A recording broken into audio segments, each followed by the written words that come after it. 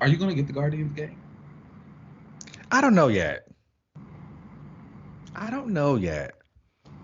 I wanted to play as the other characters. I didn't want to just be Star-Lord. Who you want to play as? Drax? You want to play as Drax? Is that No, what I it don't want does? to be no damn Drax, but like I would like to be somebody. I don't know. You want to be Gamora? The gays love to pick this up. Maybe I did. Anyway.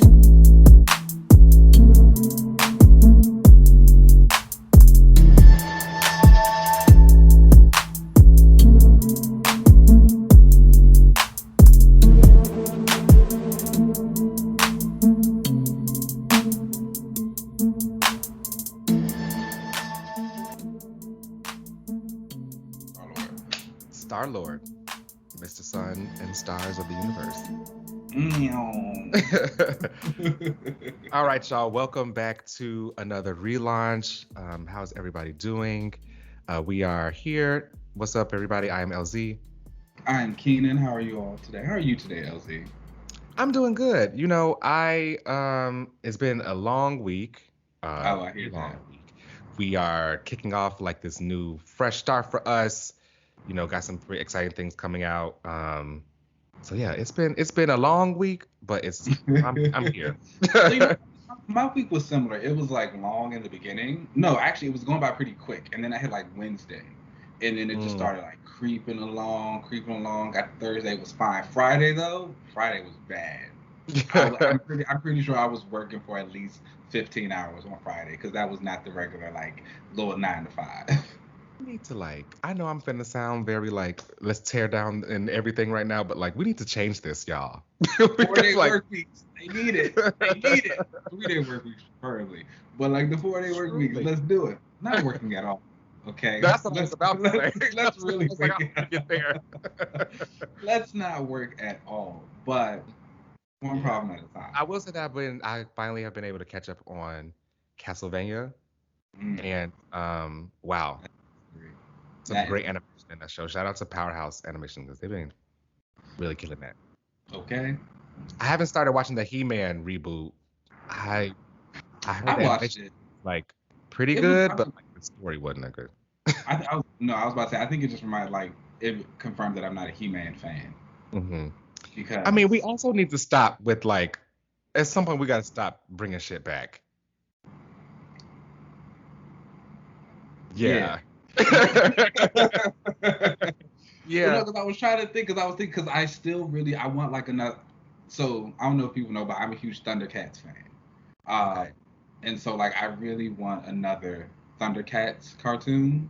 And I've done that like 5 times now. But so they're never giving their proper due. We had that one reboot that was like 2011 or something like that, but it wasn't well received because the toys weren't selling, so they canceled that prematurely. I liked that reboot. It was good. It was good. Really good. I think Powerhouse did that.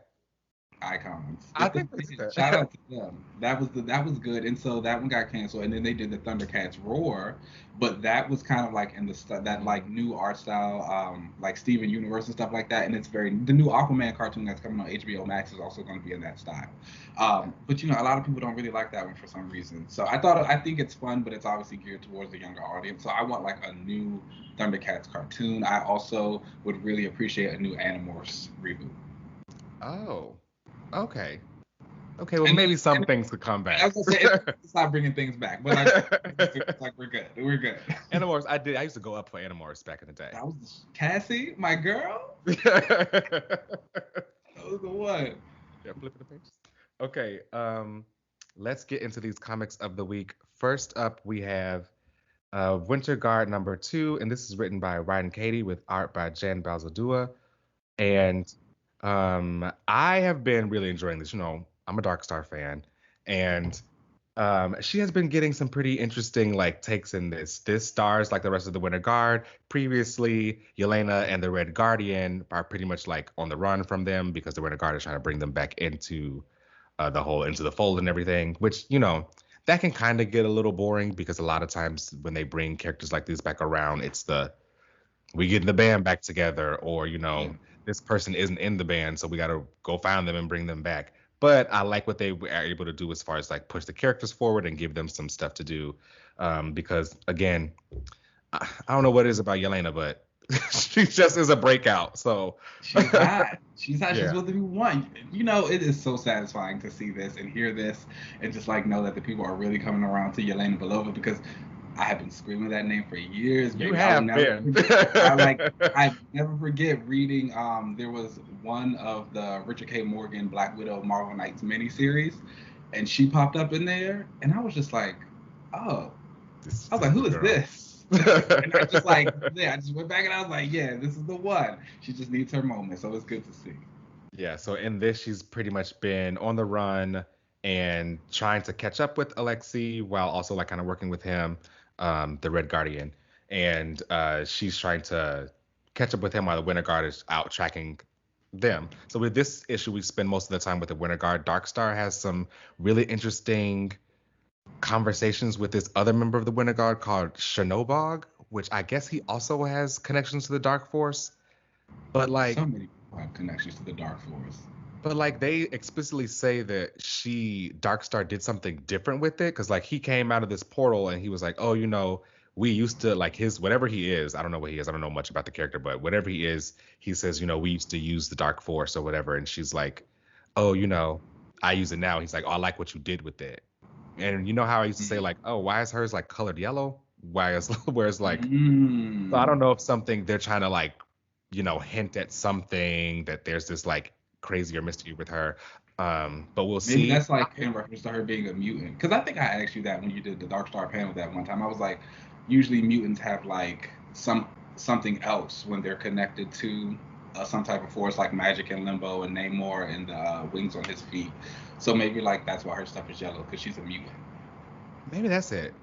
Maybe that's what we'll further explored in here, because they are trying to say that there's something going on with her, the Dark Force or whatever. Only thing that's gonna piss me off about that is if they never like circle back to it. I hate when I I hate when I get like a little bit of tidbits like that and then it's like You never see it again. you never see it again. But the teams ends up splitting and they are trying to go catch up with a Red Guardian. He's basically giving them the chase, and long story short, they never end up catching up with him. They find out that they need to go to Chernobyl because they think that's where the next stop where Alexei's going to be. Because every time they try to find him in one of his like safe houses, he's gone already. Yeah. And then we get this scene at the end, and who is at Chernobyl but the vampires? And a certain Vlad Tempish says that he would like to speak with the Winter Guard, and we all know that's Dracula. So My God. they go into Shout out to the vampires. They're having a great year at Marvel right now. Okay, they've gotten a resurgence. They've had multiple story arcs. They are popping up all over the place. The brand is being built. Shout out to them. But it makes sense. Blade's got a movie coming out. Oh, that makes a lot of sense. I was wondering why they keep popping up, because like I don't really like it, but I see what they're doing now. I see what they're doing. There's a very small but loud contingent of your type that's like very against the Vampire Nation thriving right now. But I don't like vampires. I don't know. That's a personal problem. Good issue. All right, y'all.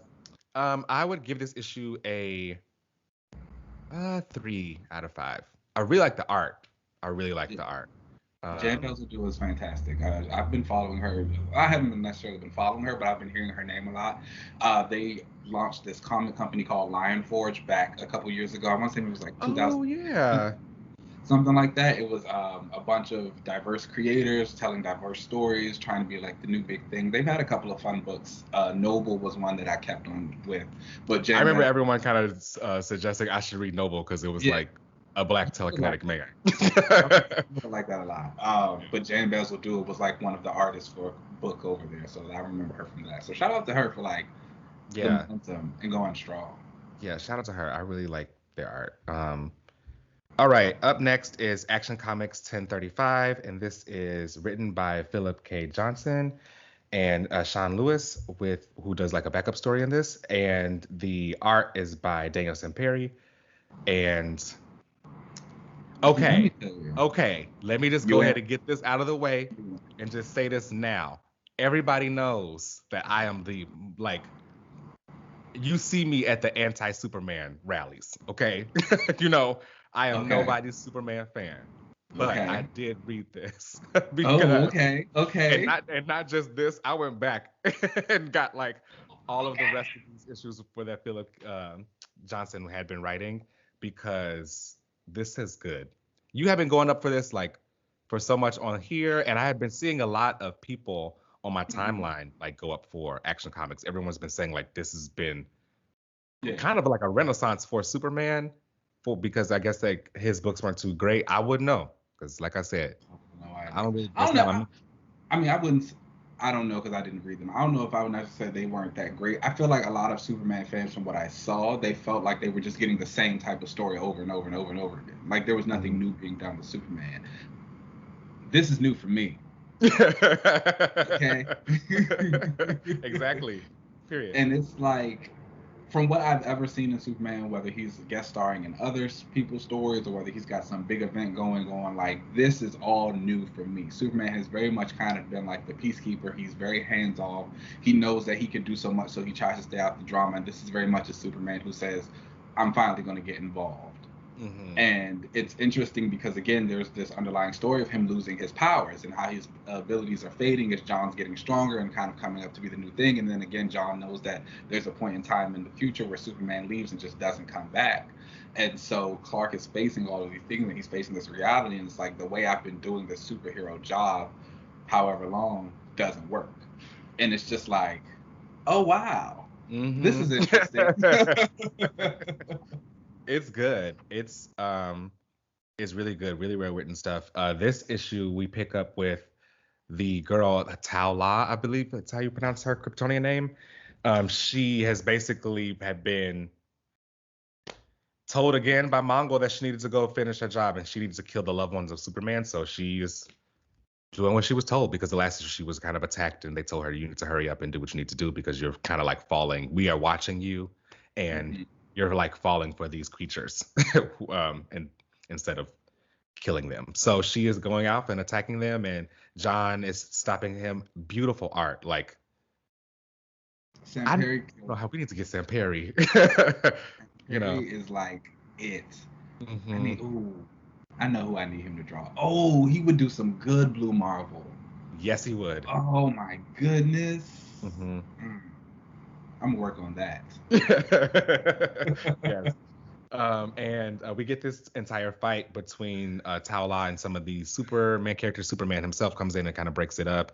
Um, and she's telling them, like, I never wanted to do this, but I kind of have to. Superman tries Hmm. to stop her. And there's this, like, machine. I don't really know what it was called again, but, like, it causes her all this agony because I think it's teleporting her or, like, killing her at the same time. I'm not sure, but Superman ends up kind of taking it from her and trying to take it, and it, like, teleports him to Mongol on World, and they have a whole meetup, and he says, they do the whole "I'm coming for you" thing, Yeah. you know. And Mongo loves it because this is all Mongo wants. He's been setting this up, and that was actually one of the things that I love that so many of the characters, Lois, Batman, when the League shows up a little bit later, they all let Clark know they're like, this is an obvious trap. Mongo is obviously doing all of this because he wants you to come to him, and like that should worry you. Why he's being so bold, and Clark is still just like, I'm gonna And go regardless. Like it doesn't matter. Like he's this is like, like, I don't really know Superman like that, because I don't read his books, but like I do feel like I at least know like the core character of him. Like I because can't we've tell seen you the a lot cartoons. I've seen the cartoons, and like I've read him in a bunch of Justice League and everything, any type of appearances and stuff that he's had. But like this feels very much like The super. the cores of Superman. You Yeah, know, and when the League does show up, they're like they basically kick him out and tell him which that. and that, like that's mind blowing. Like Superman is getting kicked out of the Justice League. When have Yeah. you ever heard something like that happening before? Like Literally, they what? call as a group and say, "We're kicking you out because like Yeah. we know you want to go to World, but like we have to stay here on Earth because all of these people are getting involved with trying to get this Genesis stone, and so we got to kick you out the League. Sorry." And it's like, but it's like, and I love how even though they're kicking him out the league, there was still such a level of respect. It was very Mhm. much like, we're telling you this. Please don't get mad. Still don't know what Naomi does. No one does. I don't think she. Still don't really know what she does. Then we pretty much are getting these heartfelt moments from Clark as he hugs John before he tells him like he's gonna go off, and then he tells Lois they have this really beautiful thing in the sky where he wants to fly with her.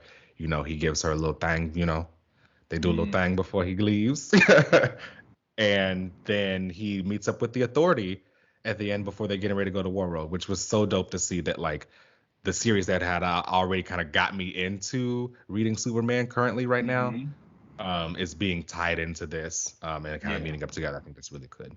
Yeah, the Authority stuff is fantastic. Like, I don't know, like this is like me right now at DC. It's like I have never been more excited to read about somebody, and so I know there's a lot of like differences in the two books. You know, I actually was like throwing some fun shade at the title, and of course the writer of the book saw it, and so he replied. See. Philip Kennedy Johnson, please don't be upset. I like champion this book all the time, but we were talking about how, like, you know, some of the things that Grant's doing don't really fall in line with the continuity of this one, but he was saying that the whole thing that Grant's doing in Superman and the Authority is basically telling how Superman deals with a lot of space and time issues, and so like all that's going to make sense. Like there's something else going on there. So I was like, that's really cool to know they're connecting the books like that. Yeah, I want to see how Daddy Superman is going to meet current Superman. Ooh. Yeah, and I forgot that in this same issue, I think, or maybe a previous one, we saw that when Superman took the stone, he had this like vision, and the symbol that he saw, that's future Superman's S symbol. So like, I wonder what's going on there. And again, I really still kind of hope that Mr. Miracle joins this team. I think so. The way that those Midnighter backups are working, it looks like he might. They're kind of like building him into that world. But now also that I'm thinking about it, so like now that I mentioned the space and time connection, I also want Hawkman to join this squad. Oh, okay, that would make sense. Yeah. Oh, that would be good. That would be good. But you know, I love me Hawkman. Yeah, you do be saying that. What would you give this issue? 4 out of 5, for sure. Same. Like continually enjoy it. Like I'm so enthralled by the story. I know Daniel Sampere is going to be leaving soon. I can't remember if I don't think this was his last issue. I want to say the next one is his last issue. I'm crossing my fingers that it's the next one, because I want to see more of his Midnighter and Steel. But I need his Apollo. But yeah, so like shout out to them for getting me into Superman. Yeah, for real. Okay, up next is Astonishing Times #3 by Frank Barbiere and Arris Quinones with art by Ruairi Coleman. And this is the comic that I've been talking about that I literally picked up off the strength of the one character looking. Right? Yeah. It's a Comixology original, and I just got into it because the one dude looked like me. I thought he looked dope, so I got into it. And this issue is the one about him. So this is basically giving out his whole backstory. Kind of what I've been saying with the first 2 issues. There's been this one rogue, I guess you can kind of call him, hero named Koken. And when I looked it up, I think that means like samurai or like metal or something in another language. And he's like kind of got these 2 swords, kind of like a samurai. And he has been investigating the murders that have been happening around where I think I told you before there was this one cosplayer who got killed after he dressed up like a hero. Yeah. He believes that Infinite is responsible for it. And this issue, we pretty much get an entire backstory of Infinite while Koken has showed up to Infinite's spot and wants to question him. So what we learn about Infinite is that he is like, he's got powers like Wonder Man. So he can shoot like energy blasts, and he's super strong and all that stuff.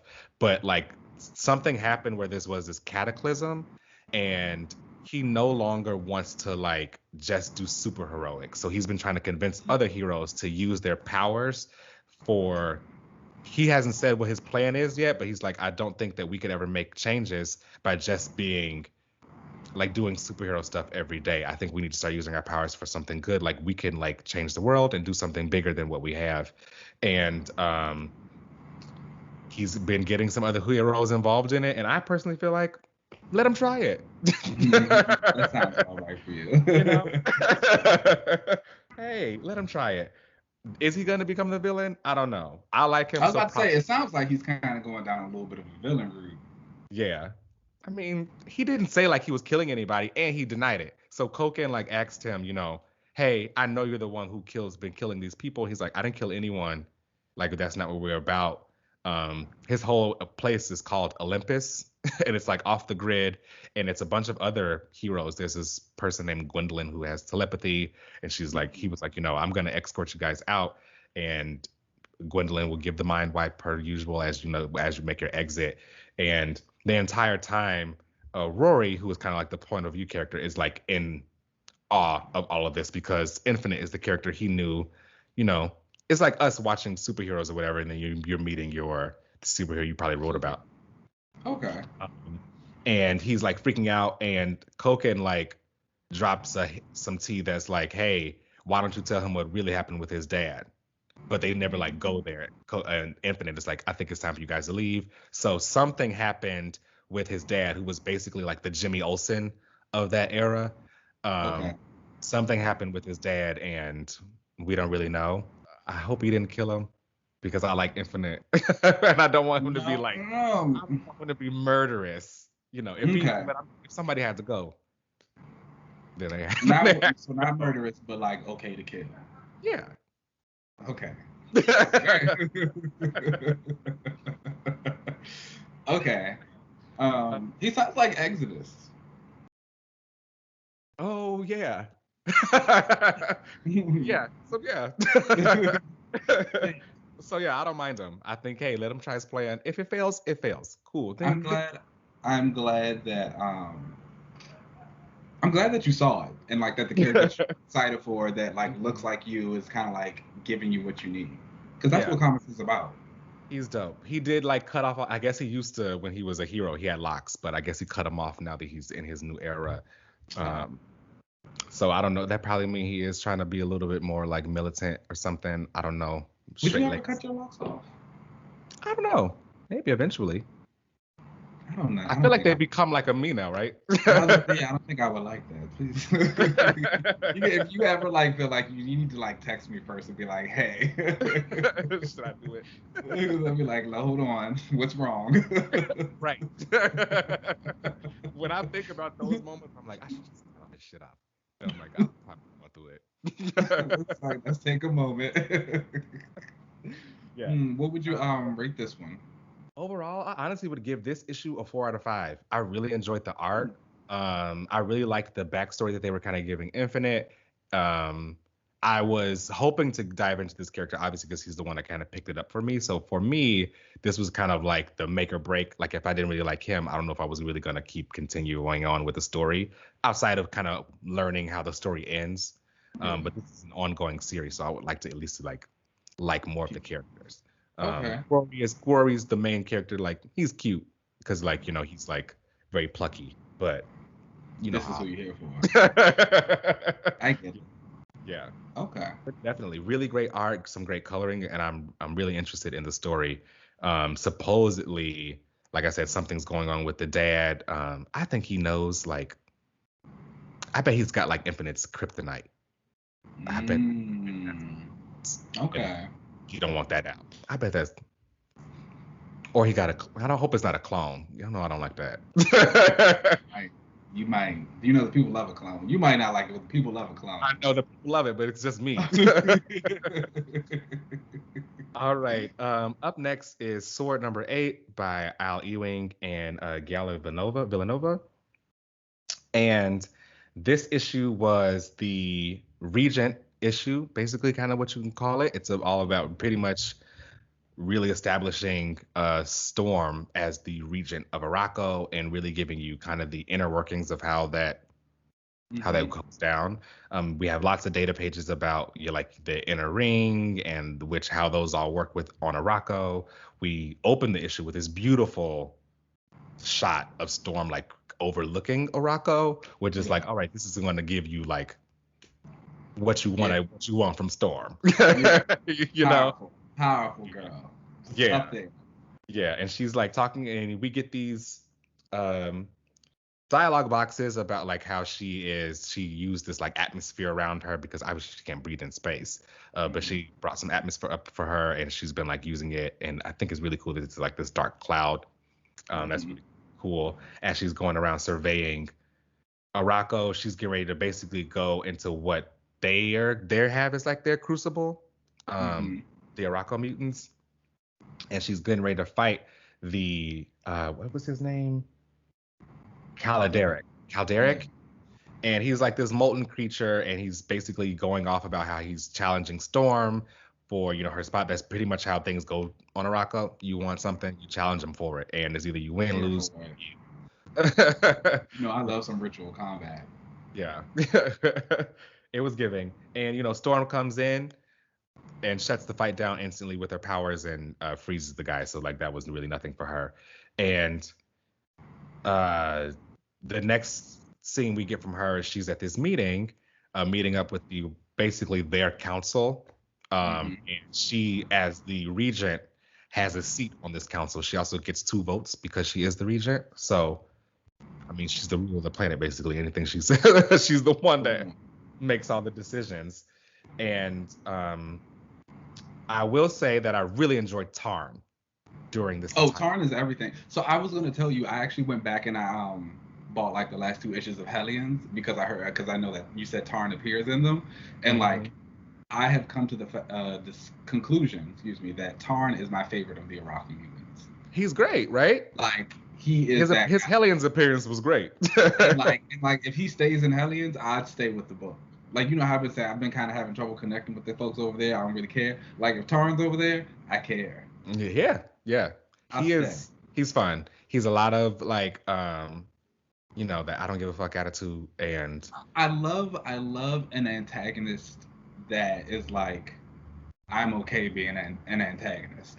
Same. Like, you do not have to like me. You do not have to care. Like, I am not here to like win your sympathies. I think about the Night King on Game of Thrones and like how he was just like, I'm just here to destroy it. Like, that's it. And it's just like, yeah. No need to like ask anything. That's it. Did you notice that a lot of the like close-up shots of Storm's face looked like Michaela Cole?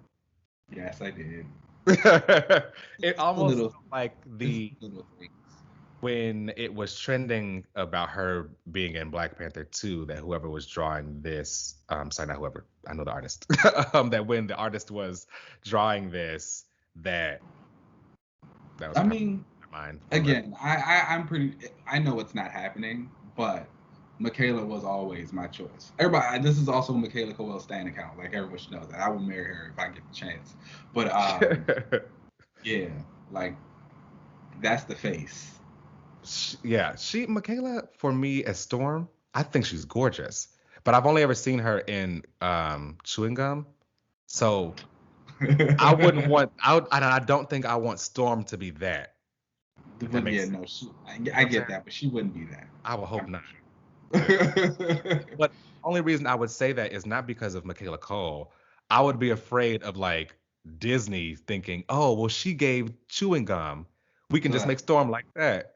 And I would. She's got the range. Yeah, for sure. That's my girl. So I want to say something about this issue. One, I need Frenzy to actually do something. I was really excited when she joined this team. I love Ewing, but like I gotta call it. I don't lie about these books. The doll has been wasted. She's had a cute little line here and there, but like she's not doing anything. She has no story. Maybe I have a few things to say about this book, actually. Number 2, Core of the Burning Heart. I do love how on the low they have been darkening her skin. Yes. And like that's been like cute. Like I was like, they did that on the low. That's been fun. But I do like the dynamic of her and Frenzy. 3, while this issue is a spectacular for showing for Storm, and like she beats the lava guy, she has her issues in the ring with Tarn. They kind of have their moment in the Crucible. She needs something else. It's getting old. It's getting very old. And I tweeted this now. Now, when I say that, then people think I'm hating on Storm. Well, I've always agreed with you. I just didn't say it out loud. But no, I think no, but really though, I think it just became a bigger issue here because with Storm as the regent, it was like a very exciting time. It's like, okay, now she's finally getting something to do. She'll be challenged. She'll have like these things to do. But like even here, when she fights Tarn and he's using all his powers to do all of these horrible things to her, I'm reading it and the stakes still feel low to me because I know, oh, Storm's gonna be okay. They're not gonna let bad happen to her. And I feel like she really needs a moment to be challenged. She finally needs her break the bat moment. Yeah. And I don't want it to be that she lost her powers and she fought back from that. Like, I get it. I get it. Storm is a tough ass bitch and she know how to fight with a knife. You don't need to tell me anymore. I promise. It's just like, and you know, Craig on Twitter, Omni Shambles, he made the point to me. He was like, he feels like Ewing is kind of building her to that. A lot of the narration boxes had moments of her talking about how she's a storm and she will not break for Araco, at least not yet. So he thinks maybe something might be coming. And I'm like, I can give that, but it's like, I don't, again, like you said, I don't want it to be something where she just loses her power, she grabs a knife and she comes back to fight. Like, Storm, as much as people might hate to see it, she needs a personal loss. All of our heroes, for them to truly thrive and be great in these roles that they need to do, they need something to, they have to lose. Mm-hmm. She can get somebody killed, you know, but it's just something. Like, something to wake the doll up and be like, what is going on? You know, I've always said that my thing with Storm is never that I dislike her, is that she's been boring since like Claremont left because she wasn't actually doing anything. She's just been like nice to look at. Like she's like, it's nice that she's out there, you know, and she's there representing for the girls, but like, and her powers are dope, but like she would never really do anything. And I thought that this Regent era for her was going to be like, all right, she's got this position, she's going to be the one going out doing stuff. But again, it's just us. This issue for me was like, look what Storm used to do. Remember when Storm used to beat up people with just a knife? Or remember when she flies into some room and like tells everybody to look at her? Yeah. I don't know. We'll see. I thought the issue was good. I thought like the use of Tarn was fantastic. Again, Tarn is like, the issue was all right. It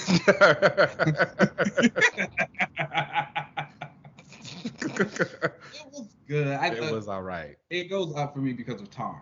Like, yeah. I feel like if he wasn't in it and Storm was just dealing with other people, I would definitely be on the all right side. I put it on the all right side for everyone else. Again, I would love Frenzy to do something. I would love for some of these other characters to start getting their stories told a little bit more. But I'm also trying to give some leeway to it because I know we are on the cusp of a relaunch for the X line, and so some new books are coming and some other things might change around. So I was like, maybe we got to tread a little bit of water until we get to that. Yeah, which it sounds. I mean, probably going into the holidays or whatever, you know, as the rest of the year wraps up, things are ending. It's fine. Maybe the relaunch for Storm will be, you know, something a little bit better than just her looking at something to look at. It's like, give me going. Yeah, she deserves. And like, it's right there. she's Marvel's most popular female character. Yes, still, like, even after like the rights things and all of that, like she is Marvel's the premier female character is Storm, and she deserves it. Mm-hmm. Yeah. What would you rate this issue? I would rate this a 3.5 out of 5. I think, again, I thought it was good. I thought the stuff with Tarn was really great. I want to continue to see more of him. And I think the art, while it had some nice moments, some of the faces here and there were a little but it was still solid. Sold it very well. I would give this issue like a 3 out of 5. Okay. Like just barely getting that 3 out of 5. But because like honestly, what probably would have made this issue even better for me. I know it's probably gonna sound basic because it's just powers. But if the fight with Tarn would have been the two of them using their powers against each other, and I felt like she would have actually had to like do something instead of just her fighting with a knife and proving that she can again, it would have been a lot better for me. But because it was still just another rehash of Storm fighting with a sword. Okay. No I pun can intended. I can respect it. And I can respect that. I also feel And like agree with Sword for me overall has been like top two, right? 'Cause, like, it's mutants in it. space. Hello. But like the plot for Sword, like overall, has been kind of lost, and I'd like for Mhm. it to either get back to it or we just ride it out into the relaunch for us to get like a I feel like it feels like it's kind of turning into something else. yeah. Like what it was about like the mutants and space and kind of like the peak and all that stuff. It feels like it's shifting more into a book about Rocco. Yeah. Is that something you would like to continue to read? Or do I you think want to get so. back to like them on doing like missions out in space, like Brand and her crew and like going out and doing stuff like that? I would need a little bit of both because honestly, this sounds like everything that I love, which is space, mutants. This is basically Star Wars, like all these creatures and stuff, Mm, and like different looking non-humanoid people on a planet or whatever. This is some Star Wars kind of shit, and I love that. So I I would hope that we at least get a little bit of both.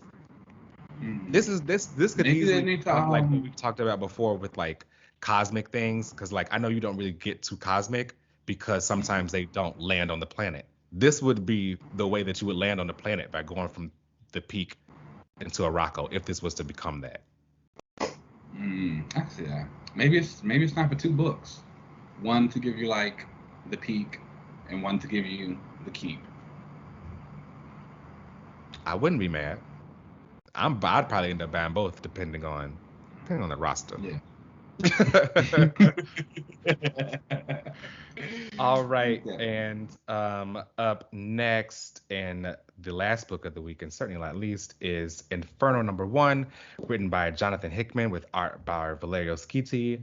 And I I thought this was a really solid issue. It didn't like punch for me like previous Hickman things. And yes, I will always say that this is a Hickman Stan account. I have always been a big fan of him. He's probably my favorite comic book writer. Um, and for me, this felt like a reestablishing of where we are, right? Because this issue opens with first of all, it opens with, it looks like Xavier and Magneto died and they were resurrected, Mhm. and Emma was the one who kind of resurrected them. So we'll see what's going on with that. But um, we get a bunch of details about the missions and stuff that they have been trying to go on and failed. The X-Men, that is, trying to go on these missions to kind of blow up Orcus. And then we get a rehash of the Destiny and Moira stuff that happened in House of X #2, I think it was. I think it was Um, three, maybe. yeah. Oh no, I'm thinking maybe it was her third life, so it was two. Um, and I just remember that one being red. I remember that, like The red remember when he had issues, those, remember those red issues? those are Yeah. moments. Yeah. And yeah, so I felt like this issue was like a reestablishing of that scene, particular, like bringing that back because it's like, hey, that was a few years ago. Remember this? Um, a lot of things have happened since then, and this issue for me felt like more of a setup for like what's to come in like the Inferno. Obviously, it's the first issue, so Yeah. I liked it a lot. Um, I really had a good time with it. Um, but like I said, it was still more like setup than punch. I was I won't lie, I was really underwhelmed by the Oh, issue. I okay, think that, like you said, it felt like a lot of setup. And I think that in this particular book, we only have four issues. So this isn't really the fair. time for a setup. And I think about Hickman and the way he writes and the way he's done a lot of books and stuff he's never been my favorite writer. I consider him great, but I've always appreciated how concise he is with his books. Like everything, you feel like it means something. Like every panel, every page, every sentence, every word, like this is leading to something. You're gonna see a payoff. Here, it didn't feel like that. It felt like a lot of we were playing catch up to other things that had been going on for Koa. That's understandable. Like we hit a pandemic, the line changed, the books trajectories went different places, they do different things. So now it kind of feels like, okay, I got to remind you of all these things that I set up or that I'm trying to like hit on before I leave. And knowing that he said there were things, I think about, he did a interview where he said he wanted to put Rogue in the story to kind of deal with Right. like the Rogue Destiny Mystique stuff, but he took her out because they just couldn't have space for it. But you repeated the entire House of X scene of Moira, Destiny, and that whole like burning thing. And it's like, yes, there were a couple of dialogue changes here and there, but at the end of the day, it's like, was that really important? You had to keep that in there, and you couldn't actually show us like some type of new development or things like that. I even think stuff like the Orcus mission seemed a little weird. Yes, I understand you're probably going to keep sending the same mutants because you don't want Nimrod to know too much, but just kind of feeling like, oh, are the X-Men not learning anything from this? Are they not linking with the team anymore like they did on that first mission to at least see how they died, to see how the Nimrods are beating them? But because now instead all you're doing is giving your enemies more insight into you. Like obviously, as we saw in this issue, they're learning more about the X-Men, that they're resurrecting themselves, and that's why they keep coming back. I think some of these things probably could have been shown in other books to give more room for this, because I mean, there's not too much going on in some of the other books. Like the Technit thing, I think that would have been really cool to see. Them going off, and like we could have saw that in Excalibur. Even some of these missions that Wolverine and them were going on, we could have saw that over in the X-Force. I agree. I would have liked to have seen that over there. So it's like, it just felt like we were wasting some space. And again, I'm pretty sure that the payoff of it will be fine. It will be worth it. It's Hickman. He tends to stick the landing more often than not. Yeah. But it just felt like we only got 4 issues. So don't be telling me you couldn't fit something else in there when you put this in here. Something that I feel like it actually would have been important to it. Right. I will say the Destiny scene at the end, she did that. She Again. strutted in. She took her seat. That was a hot moment. I'm a huge Destiny fan, so I'm excited to see her. I think the stuff with Magneto, Xavier, and Moira was pretty good. I've come to realize I do not like Moira now. She is just so obnoxious. And I have to say though, give it up to Hickman for like making a character like Moira, someone who we probably all just thought was just this ancillary character, and making her so important to this, to the point now where like we talking about hating Moira. Okay. Like what? And it's like, and I think she even says it. She's like, I'm like the most important person. I'm like the biggest secret you guys are keeping and all this stuff like that. But she's petty. She's upset that Destiny burned her in that third life, so she's still holding that grudge, and now she wants to get Destiny out of here. But she's already back, so I'm excited to see how that goes. I think their initial confrontation is going to be like fantastic. I think Hickman writes Destiny fantastically. So yeah. Some very likable things in there. Just also like, I think it was a fine issue, but as the start of this event, that's supposed to be his final story for the X books. I was underwhelmed. That's fair. I feel like for me, the setup for me also felt like he was cleaning up a lot of stuff too. Before he kind of exited, he fixed the captain situation. Gorgon had been dead, so that spot had kind of just been open or whatever. Because he's alive again. Well, he's not like Gorgon, right? He's and like then the messed captain up. thing was weird, and even, excuse me, I'm sorry to cut you off, but I gotta say this too, because my boy got a promotion in this. Hello, yes. I thought you would be happy for that. Even that, it like reeks of being the fall guy. It's like something's going to go bad. Yeah. It's just like I don't even know if I can fully find myself to be excited about this, because it's like you're giving him this position, but it's like, so everything about to fall down and like burn to the ground. So it's like, oh, so you setting him up to fail now. And then like Quinones, I'm sorry, I don't think she deserved the captain spot. It doesn't make sense to me narratively. I understand like marketing wise, and like I was gonna say, you gotta come on, you know what it is. I know, and I get marketing and business why you make Psylocke the 4th captain and like do all that, but like the way she like strode up in there and she was like popping off to Emma, girl, who are you?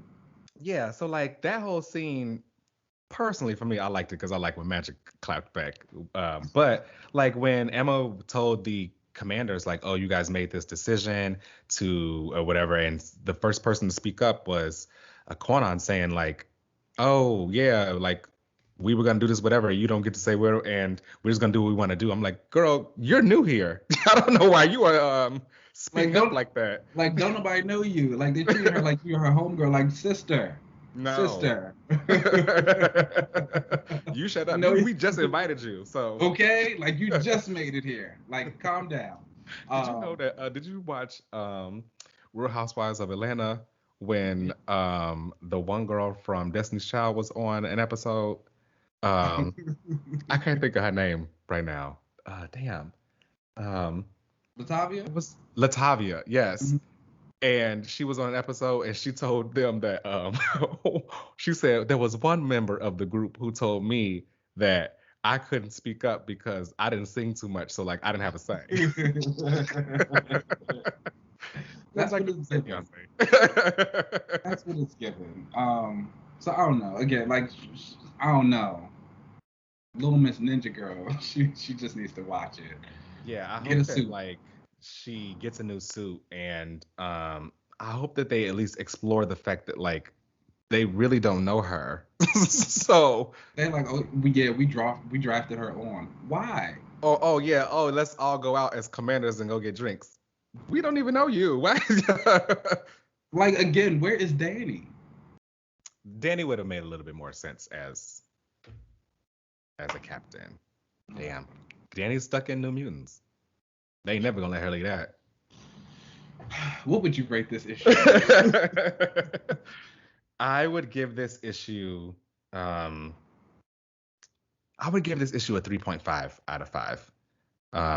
While I did think that there was a lot more setup and I didn't necessarily need a repeat of that scene. It is iconic. Don't get me wrong. It is. It is iconic. But I didn't necessarily need a repeat, and this was more setup. I did appreciate that the Hickman established who the commanders were and promoting Bishop because I think he makes the perfect. Like I would read a captain's book. Yeah, like with Bishop and the captains. Yes. The captains, honestly, I feel like if the captains stick around after this event, if it's still a thing, they deserve their own book because really they're not doing anything else. They're not. So like that would be great. You can even throw in that War College with the captains in the War College and all that. That would be fantastic. Yeah. And I also did really like the Moira Magneto Xavier stuff in the no space. That was great. Magneto opening that wine with his powers because he was like, yeah, I got some things to tell her and I'm just gonna drink my way through it. I did like that. So yeah, I give it a 3.5. What about you? I give it a 3. I think it was fine issue. The art carried it. Did it just make the 3 or? No, it's like a solid 3. Okay. The ending truly of Destiny walking into that council and like flailing her little cape and looking at Magneto and Xavier. She did that. Mm-hmm. That's what's up. And I really did like the end scene when like they're going on this whole spiel about, you know, we have these open seats. And Mystique, I'll just out of the blue. Well, I have someone that I think will be perfect. And all of the girls turning like, my favorite. Who was your favorite face that? Oh, Sinister clapping, of course. Sinister clapping and Nightcrawler being gagged was just like, okay. Right. Xavier, who couldn't even look at Destiny in her face in the beginning, was just like, oh. My favorites were Sinister clapping. And I did enjoy Exodus being like, oh, this is going to be some mess. So that's going to be an interesting council meeting, which told me that like they should have had a council book. Well, what are you going to do? We'll see. All right. Well, that is the end of the comics for the week. Let's take a break and then we'll come right back. All right.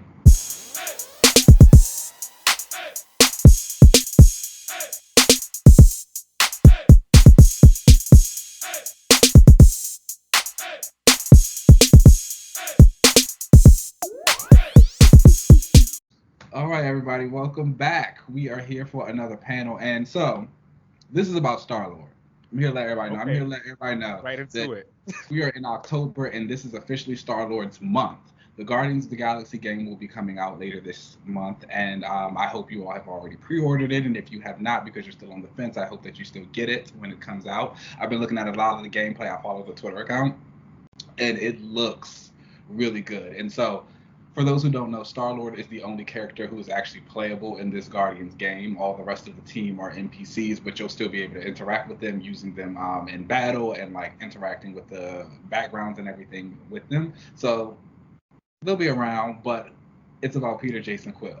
And is it like you can tell them where to go, or do they just like join your party? Did you ever play Kingdom Hearts? Yes. Is it kind of like that? I don't think you can. I don't think you tell them where to go, but I think you can. They're like move sets on it. What it seemed like is you'll be able to control their attack. So it's like you'll still Okay. like they're doing certain things. I saw one specifically where Star Lord and Gamora were jumping. Uh, they were like jumping floors together. So it would be like Gamora would jump first, and then Star Lord would jump to her, and then she'd throw him. Oh, cool. So you have Yeah, like team up kind of things like that you can do with yeah, them. that exactly. It's like Marvel Ultimate Alliance but solo. Right. Yes, Okay. exactly. That's the way to say it. And then obviously they're gonna do things like the costumes that you can get in there. It's just gonna be. It looks like a really good game. I wasn't expecting to be as excited for, it, even like as a Star Wars fan. I was not expecting to be as excited for it as I am. So Hmm.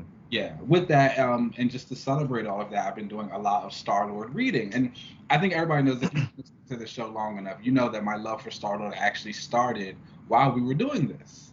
Yeah, yeah. It was just like a slow. I don't think I had any comic books that week. Hmm. And so I just went back and I don't know, I picked something up and I went and read this original Star Lord series. So for those who don't know, Star Lord was created in 1976 by Steve Englehart and Stephen Gann. It was in a Marvel's preview. It was just like this one and done story where the backstory is Star Lord's mother had been killed by these aliens. He became an astronaut because he wanted to go to space because he wanted to go find these aliens so he could like kill them. and Fair. while he was in the space program, he was like the number one cadet, but he was an asshole. Nobody liked him. He had a really bad attitude, and when the Master of the Sun, who was like this supreme being in space, he reached out to this astronaut program and he was like, "You need to give me somebody to become my Star Lord." And the Star Lord is going to be someone who goes across the galaxy, meeting other planets, being a peacekeeper. And obviously, Peter is like, "That's me. I am the best one here. I can do this." And everybody's like, "Absolutely not," because this person has to be personable. They have to be likable. That is not you.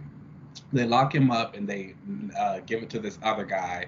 It drives Peter crazy. He like breaks out the prison they put him in, grabs some guns. He goes to like shoot the guy. They're all about to kill him. The Master of the Sun grabs him up and he says, "Okay, I'm going to show you. I'm going to let you get your revenge." He gives him the Star Lord suit. Puts him in this like dreamlike sequence where he gets revenge against the astronauts who've done him wrong, the aliens who killed his mom. I'm liking this. It's like amazing. And so after he does it, he pulls him out of it. Peter's like, "Was that real? Did that really happen?" The Master of the Sun is like, "Does it matter? You got your revenge. How do you feel? What are you gonna do now?" Mhm. And at that point, he says, "Okay, now I'm going to teach you how to be the Master of the Sun." And it ends, and Steve Englehart never comes back to the character. um, he basically like right after he told that story, he left Marvel. So it's like Star Lord just kind of faded to the distance. But the whole premise of it was supposed to be this guy who travels space, going on these astrological themed missions. So he would go to like Venus to find love, and there would be like war and Mars and stuff like that. Oh, cool. And but it kind of fell to the More for wayside. the astrology girls. Living. Okay. uh, and so he falls to the wayside, but then Chris Claremont actually comes back and he starts to write Star Lord. He gives him a couple stories. He changes some of the origin around and he gives him like a really cool title. But we leave a lot of the astrology up. It just becomes more like bounty hunters in space, kind of space pirate type of guy. Han Solo kind of stuff. Yeah, exactly. Goes on a lot of missions. He ends up getting semi-popular, gets a few pop-ups here and there throughout the Marvel U. He really jumps up when we get into Annihilation, a Marvel event that happened. Cosmic, I know for you Cosmic girlies, the Cosmic Mhm. Community The is one of cosmic the community, yes. one of the big things. He gets his own little mini-series in this one, and it's written by Dan Abnett, and it's just good. Dan Abnett or Andy Lanning. I think they were working together. That's when they were known as DNA. Yeah. Um, it was just really good, and it kind of like again doesn't revamp the story too much, but it just reintroduces him for like a modern audience. The astrology stuff is still left out, but you start to build up a relationship that he has with some of the modern Guardians we'll know to this day, like Groot, Rocket, Mantis, Gamora. We also see like Deathcry in there. Then DNA end up writing their own Guardians run, which is like again a fantastic read for anyone who has never read it before.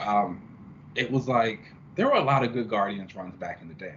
When I came back and like realized as I was like reading a lot of Star Lord stuff, I will Okay. say once the Guardians got introduced into the MCU, they started to click down. that's where it started to click down, you know. And I'm sorry to anyone who might love those stories, but for Peter Jason Quill, they were not the best. And I say that because y'all got it bad. And I say that because the Star-Lord who you've met and you've read in these comics was very different from the movie version that they introduced. He was more like comedic, kind of a doofus and like not good at his job. And so all of that synergy. Chris Pratt. And then all of that synergy ended up carrying into the comic books. And so, like, for the last 10 years or so, that's what your Star-Lord was. His backstory was changed. You had the whole thing where he was kidnapped by Yondu and raised by them. So it was more so that he actually wanted to become an astronaut, but he never was, like, enrolled in the program. He actually got kicked out of it. He was like, and he, you know what I'm saying? It was like, right, he was like yeah. Because he wasn't good. And yeah. Like, that's interesting. And so, you know, they start to do some kind of weird things. He does have a couple of series. Sam Humphries writes one of them. I think two of them, actually. The Legendary Star-Lord. But again, it was very much that MCU version of him. And then they ended up bringing him to Earth because he got banned from space. And so he got a job at a bar. I will say there was one fun thing about it is that he got this partnership with the villain Shocker, who's one of Spider-Man's villains. Oh, okay. I do like Shocker. Shocker's fun. And, like, they had a nice little dynamic. So that was interesting to see, but it was like stuff like that happened. He ended up dating Shadowcat, Kate Pride. And not only dating, they got engaged. And that was not a good time. I do not like that relationship at all. They got engaged. And you know, I'm usually not I usually don't hate when writers try and put like different characters together. I'm very much a fan of like shaking up the table a little bit. And especially intermingling the different franchises. I love when X characters and like General Marvel U characters kind of interact. But that one just was not a good pairing. It was random. It was very random. The personalities did not seem to match. Again, it wasn't the like Star-Lord that you were used to. And then Kitty also wasn't really going through the best time during that run either. Woof, so yeah. she even ends up joining the Guardians for a little bit. And she becomes a Star-Lord of her own. Oh my gosh, I hope they don't bring that to the MCU. They won't. They're going to skip that. Yeah. The same way that most people don't even want to talk about that. Let's just... we'll leave it along, Pat. I would say, though, that I did enjoy Al Ewing kind of like hinting to their relationship, or like calling back to their relationship in that Guardians issue where they came to the Hellfire Gala. And he's like, oh, I'm going to go see if I can find Kate. We were going to hang out on her boat. It's like, exes who can be friends, that's cool. It's like we weren't for each other, especially now that they're both apparently bisexual. So, right. It's a new world. You know, they're giving it up. But you know, we go through a lot of the MCU versions of Guardians. Bendis is at the helm. I think Don Cates wrote a Guardians run a little bit. That was pretty decent. But we get to Al Ewing's run, the run that just ended not too long ago. And again, no one has seen The Master of the Sun really since like the Claremont time back in the 80s. And it was like, even then, it was like, it wasn't what it was. So Al Ewing comes on, this new Guardians run starts. Star-Lord's having kind of these visions from the Master of the Sun. He's like, do you feel the basis of your life is wrong? And it really cleans up a lot of the continuity that they've done with Star-Lord and saying that he is the Master of the Sun. He's kind of lived all these false lives in like different universes and like has these false memories of all these things that happened to him because it was like, this is just a part of what his new journey is in this role. And that was like awesome to see because it's like, yes, we're bringing Peter Jason Quill back. I love that you differentiate by adding that Jason in there. Like, you got to. Okay. Peter Quill is what y'all know in the MCU, but Peter Jason Quill. Jason Quill is who you want to read about. And again, we talked about this a little bit last week when we mentioned how Guardians was ending. And I was heartbroken because there's so much stuff that Al Ewing was doing with Star-Lord and just like Spartax and like the astrologers of Spartax and like what this like he does with the element gun, his life back on Moranis, bringing the astrology missions back. That's all stuff that I want to see. Like bad. And that beginning stuff with in Guardians was really good. All that like it kind of felt like you were really getting back to the basics with Star-Lord. Did you like his gun, the new gun he has, or did you like the like two-pronged gun? I like them both. I think the two-pronged one looks better. It looks cooler, yeah. The laser tag gun looks cool. It looks good. It's like, and especially because you imagine it like in battle, so you like see it shooting out and then it like splits apart, and it's hot. I definitely prefer that one a little bit more, but I'm fine with both. I think the element gun in general was like really cool thing that you can do, and you think about all the possibilities. We saw like bits and pieces of it throughout this Guardians run, but like him mixing the elements to create like crystals, and I think on the issue where he was on Moranis, where he goes through that whole time frame where he meets the girl and the guy, and they like fall in love and they get to their will through rule. He has a kid now, and that's like another thing. It's like, when we getting back to the kid? I really hope there's a Star-Lord solo on the horizon. Like, do you think they give him another solo, or do you think that they do another Guardians relaunch? They've had 8 in like the last like 3 years, and they're not sticking. They're not sticking, and I'm not really sure why. I personally, my guess is because I don't think people want to read about the MCU version of Peter Quill. They'd rather watch that because, like, whatever, it's fine to watch Chris Pratt go be Chris Pratt. But I don't want to read that. Like, agreed. I need a little bit of something. I can feel that too. And again, I think as they've kind of MCU-ified the Guardians, they've become a little bit more humorous. And the Guardians, at their core, when you think Gamora is the deadliest woman in the universe. When have you really felt like the deadliest woman in the universe? When was the last time you felt that from Gamora? I don't think I ever have, honestly, because people bring her up talking about Gamora, the deadliest woman, and I'm like, I'm not seeing it. It's hard to see. But I mean, like, she had a moment, so it's like, yeah, it's not sticking. But again, I'm also at the point now where I do not want Star-Lord with the Guardians. I need a break. Yeah, this iteration of the Guardians. I liked when the Guardians became this, like, whatever at the end, towards the end of the Al Ewing run, where it's like now like a team, like a rotating team or whatever. So like they should establish the Guardians now. This is the Guardians of the Galaxy, and like this is what they do, and everyone else can kind of run off and have their own. It's space, so everybody can have a solo out there. So very much so. But like I want Peter Jason Quill to go back to like Spartax, be the Star-Lord of over there, doing what he needs to do, learning about his element gun, spending time with his family, his sister, his black sister. You know, shout out to her.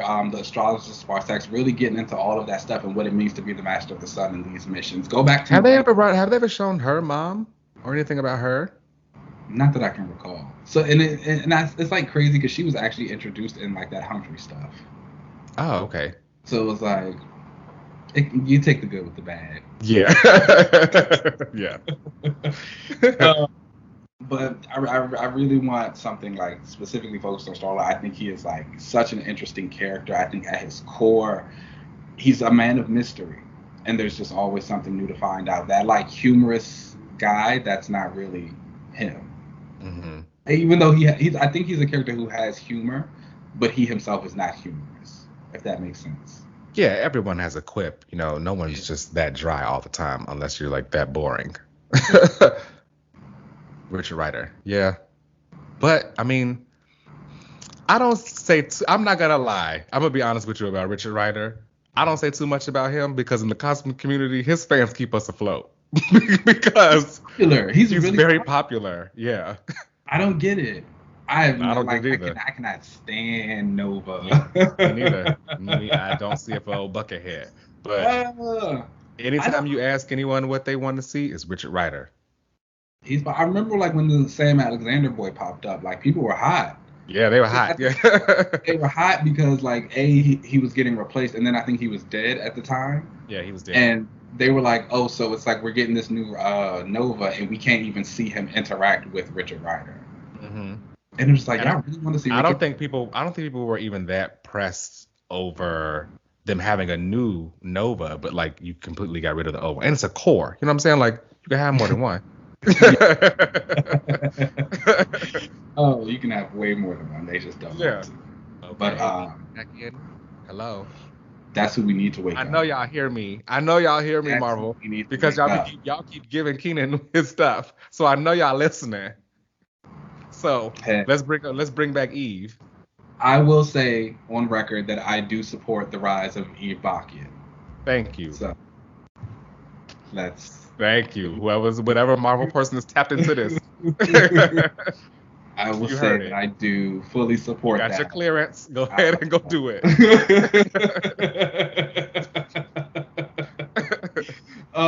She could go hang out with Star-Lord for a little bit too. That would be hot, right? I really like her, and like, cause I've really been looking for like that like space girl. And Yeah. I think that would be her, like her family and stuff. But they just really don't. I don't know what they're afraid of with the Nova Corps. I'll be Or honest. Star-Lord in general too, because like I feel like he is very interesting, and I like the whole like he was the best cadet and like really cocky over the the doofus. Yeah. So I think with Star-Lord now, I think it's you had what we had when they did try and push him as the solo boy. Mm-hmm. And it wasn't that well received. But there were a lot of other factors in that. Like you said, I don't think people wanted to read about Peter Quill from the MCU. They wanted to read about Peter Jason Quill from Marvel. Mm-hmm. And I think now it's also just become like a thing of Guardians fatigue. And yeah, because like I said, they didn't have like 8. I'm like not even trying to be funny. I think it was like 8 relaunches. It feels like maybe a good like every year or every 2 years we get something. Again, our Ewing's run is about to end, and we just came off the Cage run, and it's like, okay, now what's gonna come next? Are we just gonna be good on the Guardians? Because it's like, no, they're not gonna just be good on the Guardians. They got movies coming out. Mm-hmm. They're gonna be in Thor. So yeah, they definitely aren't gonna just like shelve that title, that name. They'll use it somewhere. But if they do, I want Peter to be away from it. For at least 2 years. At least 2 years. Do you like his cast, his like supporting cast? Because if he was out there by himself, who else do you want with him? Gamora? No. Oh. All right. No, not at all. I think if you do Peter's supporting cast now, it has to be all the people that Al brought back. You have to have the sister, you have to have the people of Spartax, because you have to give him that family connection, and then you'll bring back these people from Moranis that he met because his couple, she had his polyamorous couple. His polyamorous couple. She had his baby. He's got a son. How you gonna deal with that? I think if you bring anyone back, the only person I'd really like to see is probably Rocket. I actually do really appreciate the friendship that Rocket and Star-Lord had. I think it's a lot better than the one that him and Nova have. I know a lot of people like that one for some reason, and they like ship them together as like, they love each other, and it's like Nova. They love him. I don't get it, but they love him. Nova doesn't deserve. He's so I'm rude. sorry. I'm sorry. He just does. He is. He's very nasty. So nasty. Even back in the New Warriors, I didn't see it for him. He used to say stuff about justice, and I ain't appreciate it. That's what made me realize I don't like. When I went back and started reading New Warriors because of you, and I was like, oh, I really do not like Nova. He's like not a good person. He's not it. Yeah. And I didn't mind it every time this was called him Buckethead or like a meathead.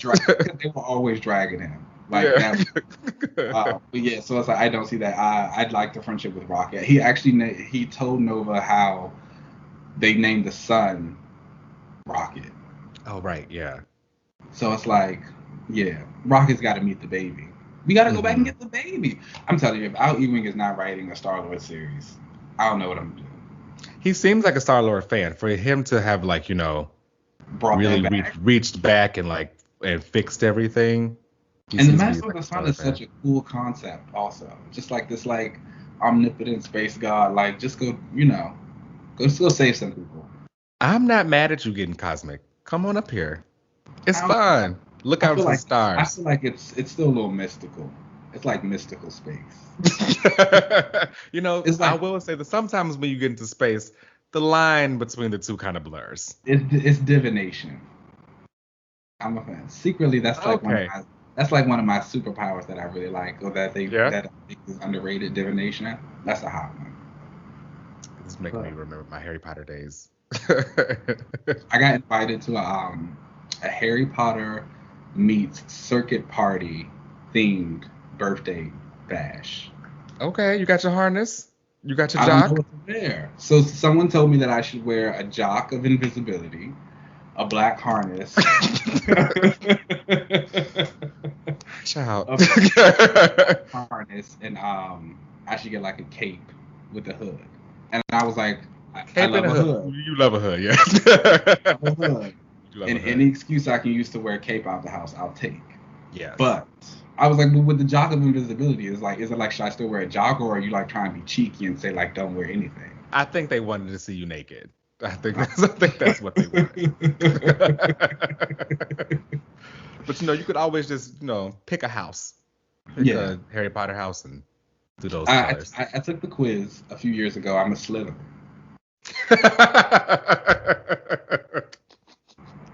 Of course you are.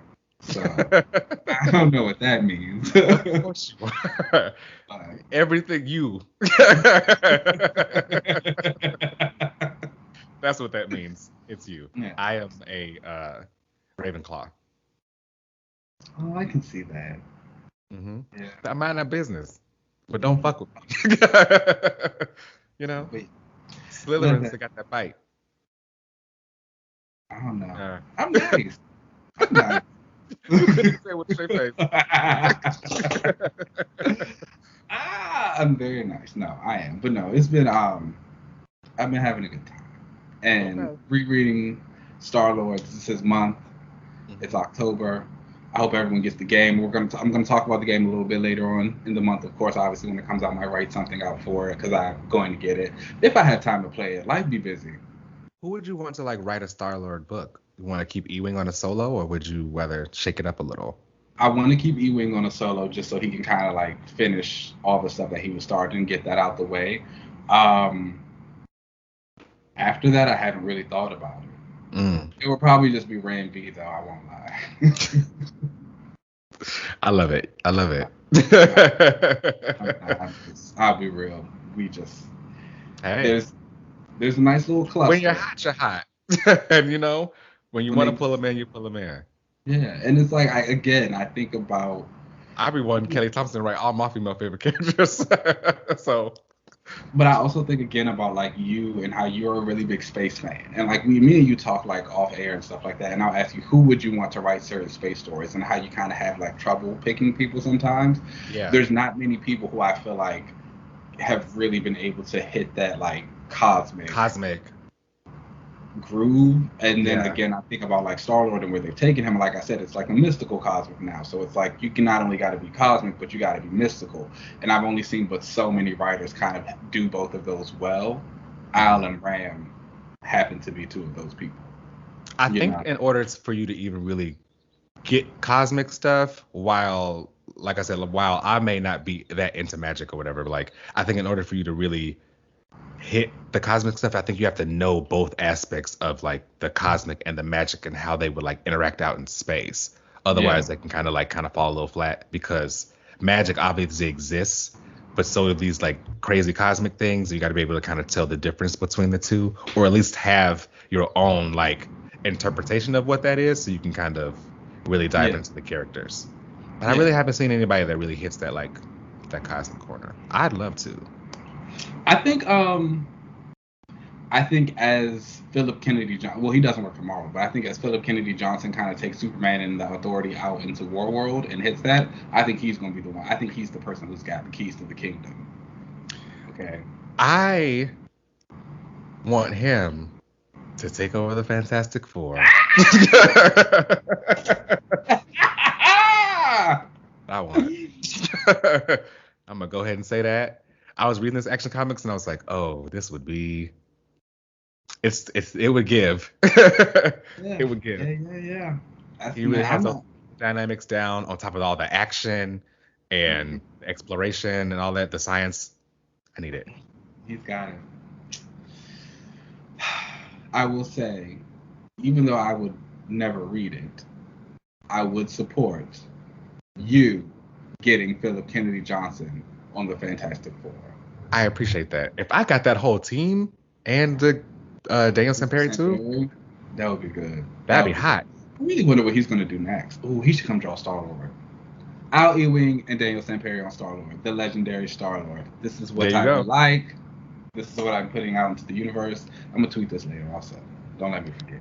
Okay. Is that his title? The legendary Star-Lord? Is that his... Yeah, that's what they gave. His Uncanny X-Men, that's his...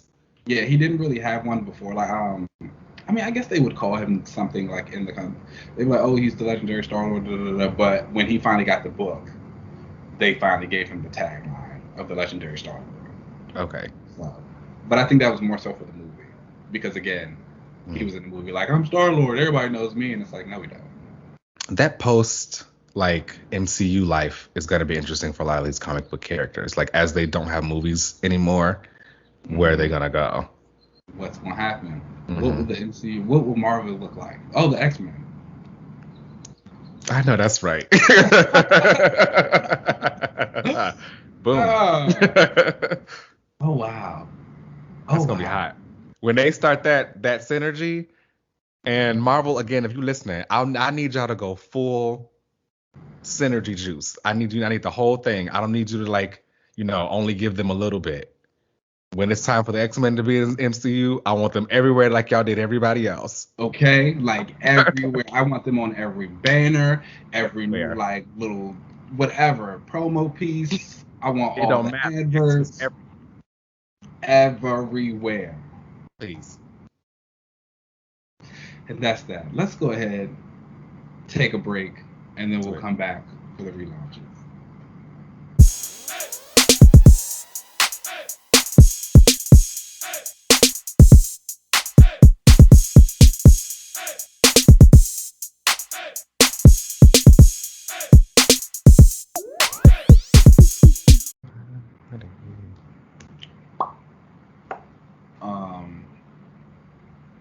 Are you gonna get the Guardians game? I don't know yet. I wanted to play as the other characters. I didn't want to just be Star-Lord. Who you want to play as? Drax? You want to play as Drax? Is that no, I don't want to be no damn Drax, but like I would like to be somebody. I don't know. You want to be Gamora? The gays love to pick this up. Maybe I did. That is sick. Anyways, hello everyone. Welcome back. We are here for everyone's favorite part of the show, and that is our relaunch section. Now, would you like to go first? Or would you like me to go first? You go first. Okay. Well, obviously this is Star-Lord's month. So my relaunch is like a relaunch, but not really. It's I would love a mini series for Star-Lord. And in this mini series, I really just wanted to focus on him and his life in Moranis that we saw. With like, it doesn't even have to be like anything super long. Obviously, it's the miniseries, so it wouldn't be long. But I'm saying like dealing with all the different lives, but just maybe like a poignant mission or something that he went on with the two folks that he ended up falling in love with and becoming that relationship and seeing that build and like something they went through there. Because again, we saw flashes of it in the Guardians book, and a lot of it seemed really exciting. He had on all these cute little suits. There was this one specifically that was like red and black, and it had like this little wing harness. Hot. Okay. And just like getting a little bit more of that, because again, I think where they've kind of taken Star-Lord now with this whole like Master of the Sun, little mystical astrologist of Spartak stuff, it gets a little bit bigger than all of that. So if we could just get some callbacks to again, and it gets deeper into the relationship that he was building with them, and like seeing that unfold. I think that would be really nice, Star-Lord, Legends of Moranis. Okay. I'd be into it. I liked when they got a little, spicy out there with him and his little couple, so that'd be fun. Made him forget about Gamora, because he was surely there like, oh, I'm only here, I only got one girl in my brain, and like. And he lasted for a long time, for years. Okay, and then it was like, never mind. Then he was like, maybe instead of just her, the both of them. That's my relaunch. Just a nice little quiet mini to kind of give a little backstory. I think it's needed every now and again. Okay. All right. So my relaunch then this week is also cosmic, keeping it up there, and I'm going to relaunch Nova. Now I'm going to bring Eve back for Nova, and we all remember her from the Infinity Wars tie-in that they were doing back in the day when I'm sorry, Secret Wars, when the universe was ending and they were basically when they brought over Miles Morales to the main universe and shut down the Ultimate One. There was this really cool Nova family who they all were Novas, and they had the powers of the Novas. They had these really cool costumes, and Eve was even had was a Nova. Right. So Eve was like the main Nova. She was actually a Nova member, but it's the end of the world, and Thanos is coming looking for I forget which stone he was looking for. I think it was the Reality Stone. Either way, she had other like Nova star things of what they use, and like when they put those on, it puts the costume on. So she deputized her whole family, and everyone became like Novas. And I would have that whole family come back and be a part of the Nova Corps. Okay. Would you have? Well, because you know she gave birth. Yeah, I saw that. So like I saw that they're basically kind of, I don't know if they're giving towards that era or something, kind of like a future state thing. Do you know what I mean? Like because in the Secret Wars version, the family was like kind of already around. Yeah. So And she finally like just had one of the daughters in the 616. But you know what? You know who she'd be a good partner with? Invisible Woman. Ooh, I like it. The I two like that a lot. moms doing the thing together. Oh, I like that a lot. There it is, y'all. Oh, I like that a lot. Like going out space superhero stuff. She could come to Sue as like, how do you do this whole superhero and mom thing? Like, this child is screaming. I gotta go save these people who are screaming. Like, what's tea? And they start being friends and maybe do some things. She gets her out of the Fantastic Four for a little bit. Sue needs a couple friends. I like that. Ooh. But you woke it up. I like that. For your Nova family, would you have their uniforms look like the rest of the Nova Corps, or would you give something else? Because I know in the 616, Eve's costume is like red. Yeah, I saw that. I would actually I won't want them like kind of be back in the Corps. I would want all of them to have their own individual stories and stuff going on within the Corps, instead of just having their own suits and only dealing with like family stuff and putting on the suits from their family. I would want each of them to all become members of like this reestablished Corps. Eventually, obviously, with the daughter only being born now, she could like join now. But like, I would want the family to eventually be the thing. Mm-hmm. Okay, I'm into it. I mean, again, I support it. She's great. I thought she was fantastic in that. I hated that they brought them in for that mini, and then we never saw them. So and it was like really shocking because I feel like a lot of other stuff from the whole Secret Wars thing like got brought over or like was touched on again. And I mean, I guess technically she was, but it just wasn't in the same capacity. Like she's just giving birth. No, we know the family exists. We want the whole thing. We want the whole thing. Yeah. So yeah, that's my relaunch. I would bring her and the family back.